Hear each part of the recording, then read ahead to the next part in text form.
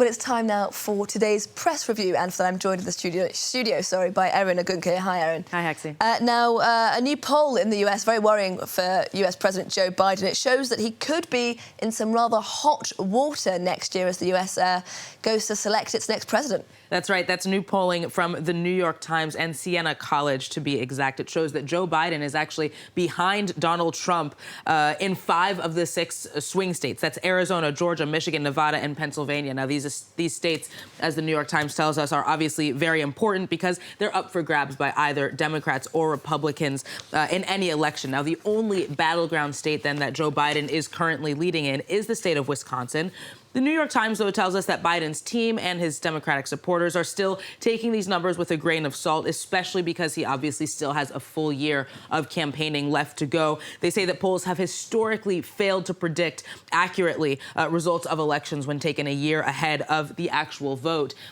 Politico, though, has a more bleak assessment, the politics outlet saying that when you're losing in so many key battleground states, even though it's a year ahead of the actual election, it's hard to narrow down the list of warning signs to just a handful. But for the paper, some of the biggest concerns for Joe Biden are his age, the perception that his policies thus far have actually hurt many voters, his loss of popularity among voters under the age of 30, Hispanic voters as well, and above all, his handling of the economy, which half of those polled in swing states described as poor.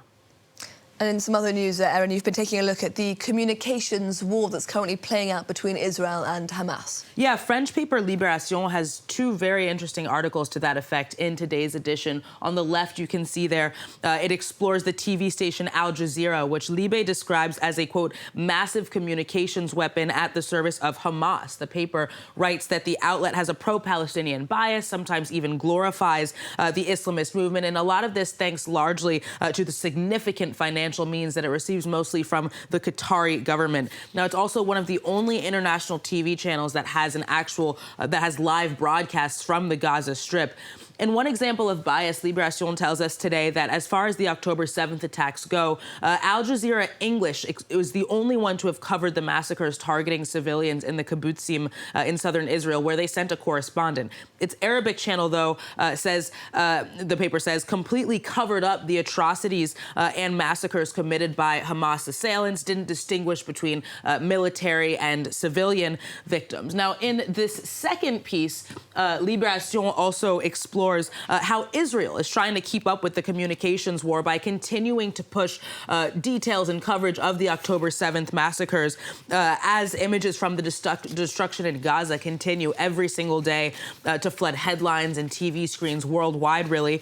The Israeli military, Libé reminds us, for example, put together a 45-minute documentary which it screened for 2,000 journalists from all over the world.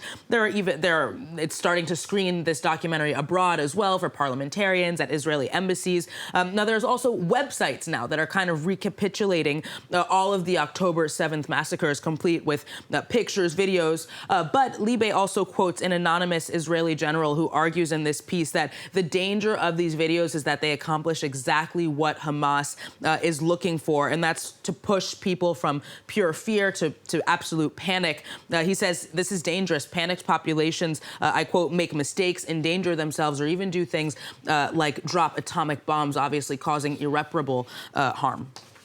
And Erin, the Washington Post today taking a look at the secrecy surrounding Israeli strikes in Gaza. Yeah, this is kind of another part, if you will, of the communications war. Now, the secrecy, especially as far as military targets go. For example, the Washington Post tells us that is the Israeli strikes that hit the Jabalia refugee camp on October 31st left at least 110 people dead, many of them women and children, civilians. Israel nonetheless said that it achieved the military targets that it had in that strike, which was killing one single high-ranking Hamas commander, Ibrahim Biari. Now, more generally, some 10,000 Palestinians have been killed. Of course, many of them also women and children, civilians, since the start of this latest conflict, according to the Gazan Health Ministry. Israeli officials claim, for their part, that each of these strikes is subjected to legal approval. But experts say that the classified rules of engagement in Israel appear to have a higher threshold for civilian casualties than in previous rounds of fighting, and much more so than what was tolerated by the United States, for example, when it carried out strikes on ISIS. Now, this contradicts the principle of proportionality in international war, the Washington Post tells readers, in international law, according to the Washington Post, which requires militaries, of course, to make clear distinctions between civilians and militants and to take all possible precautions to prevent harm. The Israeli military's secrecy, though, prevents us from doing a real legal analysis as to whether or not these texts are being respected.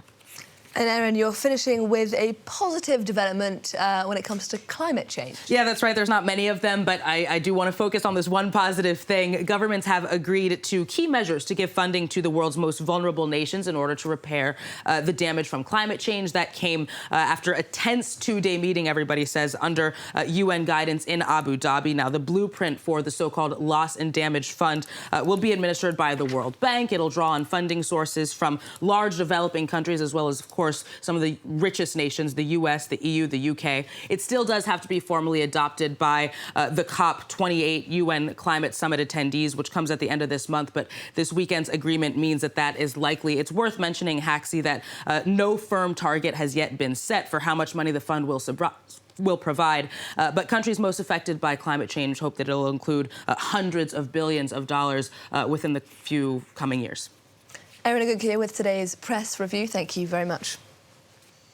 Well, that's all we have